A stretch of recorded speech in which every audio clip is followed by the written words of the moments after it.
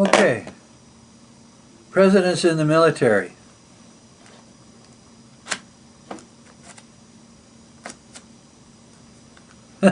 What do you do with somebody like Sarah Palin?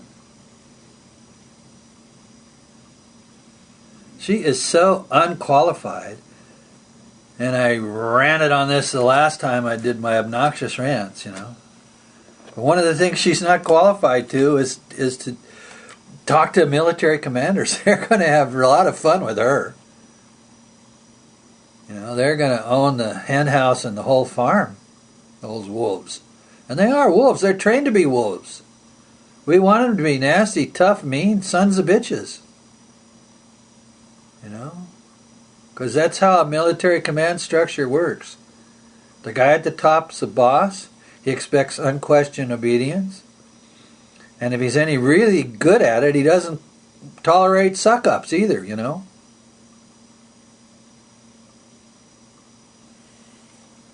Now, I know people would like to see a woman president. That's fine with me. Be nice if she had some military experience, and not because she's got to have military experience because it proves her patriotism.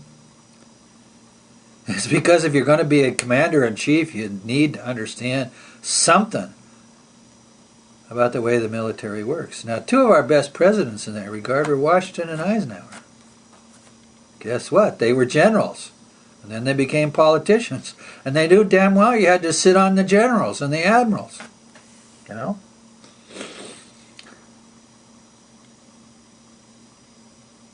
Washington said some wisdom in his farewell address when he said, don't get entangled in foreign relations or whatever it was. No foreign entanglements. And Eisenhower comes along and he talks about this big, huge, vast thing that came into existence after World War II, which was this huge peacetime army caused by the Cold War. And because there's a lot of profit making in it, you also had these corporations that were involved in making money off of war. And then you got into this seriously strange Alice in Wonderland world where if you were in the military and you watched the corporations for cost purposes and you played your cards right, you could leave the military, get your military retirement, and go to work for the defense companies and become a millionaire. And it's really tempting. You get into that culture, and that culture thinks they know a lot of stuff. Of course, they know what they know, but they're not really good at what we call foreign policy. What makes them not good? They've got an axe to grind. They've got a horse in the race. Same with the diplomats. You can have a State Department that runs around and is really crazy. And why is it running around and really crazy? Because they think that every solution to a problem can be through negotiation. They don't know when to shut up and put your foot down. And that's in part because that's their thing, You don't really expect them to have any other advice. But if you're the President of the United States, you need to be able to say, well, that's very interesting, but now it's time for us to act. Now, another reason it would be nice if presidential candidates had some experience or some time spent studying military history or knew a little bit about things in the field, because there are times when the commander-in-chief ought to be a commander-in-chief. He ought to not be dependent for some of his strategic ideas on the military itself,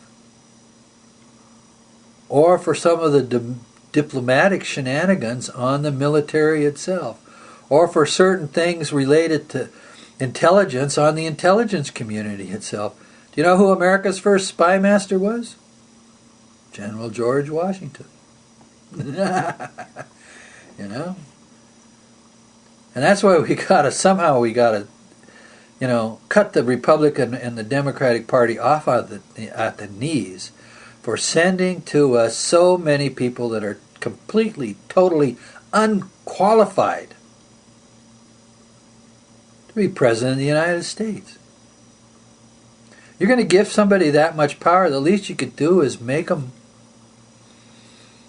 show somehow or another they actually know what goes on. The last time when I did my obnoxious rants, it was about civics. At the very least, presidential candidates ought to be able to stand up in front of an audience and give an off-the-cuff, not speech-written, not read from a teleprompter, an off-the-cuff instruction to the audience on the nature of civics. What's our kind of government? Why is it the way it is? They need to know this stuff. And if the best you've done has been mayor from Visalia and have a television show and look pretty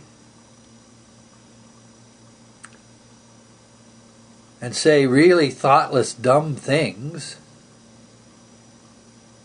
and if you're someone who's going to vote for these people, boy oh boy, you're going to get what you vote for. You think ignorance is what you want in the White House? That's what you'll get. George W. Bush was that way.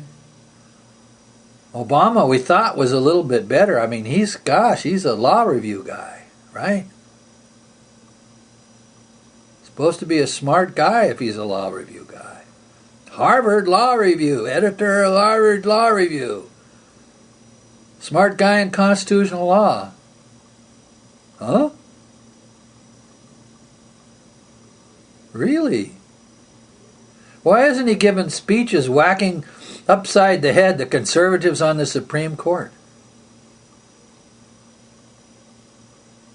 He gets to say, they can say back if they want, but at least we'd start to have a conversation.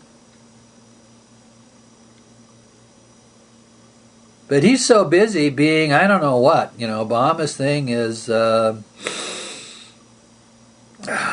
don't know. I just don't understand the man. Now, he's a nice man. He has a nice family. He's intelligent. And I suppose his biggest flaw is he lacks humility. He doesn't really realize what kind of a shitstorm he walked into. And that he had to grow a pair in office in order to deal with it. But everybody that has an agenda just has walked all over him. I mean, the financial people, they walked into office with him. They saw him coming. They got on board when he was a candidate. All of Clinton's people that worked for Goldman Sachs or the Federal Reserve were already part of Obama's campaign, and then they walk into the White House, and it's no wonder that we get what? We get a White House that lets the banks just continue to crap all over the American people. And don't think because you're a Republican it's going to get better. That's just going to get worse. Those people are crazy.